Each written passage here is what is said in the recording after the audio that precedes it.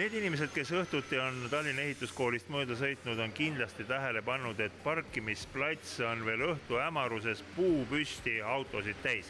Tulime uurima, mis toimub siin ehituskoolis sel ajal, kui õpilased peaksid juba kodus olema?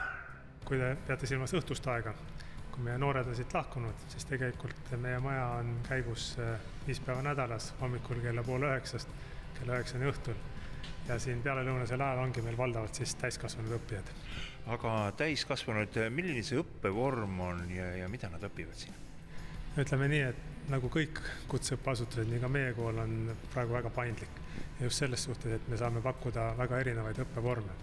Kui me räägime siin täiskasvanud õppest, siis meil on nii töökohapõhine õpe kui ka koolipõhine õpe. Põhiline vorm on muidugi koolipõhine õpe. Ja selleks, et võimaldada just täiskasvanud inimestel õppida, siis on meil siin välja pakkuda sessioonõppevorm.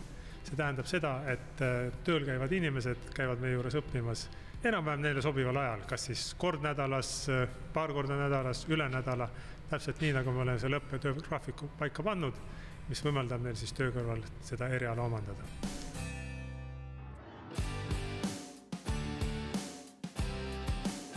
Töökohapõhine õpe, see on siis selline õppevorm, kus vähemalt 2/3 õppest toimub siis praktikana tööandja juures. Et kui me niikuinii teeme koostööd tööandjatega, siis selles õppevormis on see eriti tihe koostöö. Kõige paremini käivitub see töökohapõhine õpe siis, kui on tööandja, kes on tõsiselt huvitatud oma inimeste koolitamisest. Ja meil on tõesti väga hea koostöö olnud siiamaani Eesti katus- ja fassaadimeistrite liiduga, kus me oleme õpetanud lämmekatuse katjaid. Nüüd on plaanis alustada ka kalkkatuse ehitajate koolitamist ja praegu toimib meil puussepade õppes väga hea koostööliin EFC Norgega, kus meil on õppimas 35 nii-öelda siis õpipoisi vormis õppijad, kõik täiskasvanud mehed, kes teevad siis oma igapäevast tööd puussepadena. Pakume ka siis täiendusõppekursuseid. Valdav enamus nendest on rahastatud ka Euroopa Sotsiaalfondi rahadega, nii et see tähendab, et õppija ise midagi maksma ei peagi. Nad on kursused siis mõeldud nendele inimestele, kes tulevad teatud osa oskust omandama. Et selle lühikese ajaga püüame anda inimesele need praktilised oskused selleks, et ta saaks siis töö juures neid kasutades nagu vilumust juurde. Need, kes siin kursustel on, need, kes õpivad sessioonõppes, õpipoisiõppes, saavad mingi paberi ka? Paberi saavad kõik, kes omandavad õpiväljundid ja lõpetavad siis edukalt selle kursuse vastavalt sellele, mis kursusel nad tulnud.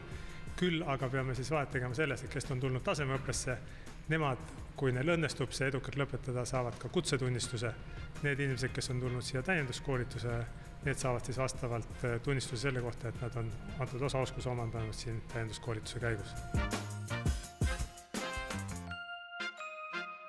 Tuletan meelde, et Tallinna ehituskooli 3 valdkonda on siis ehitus, puit ja elekter.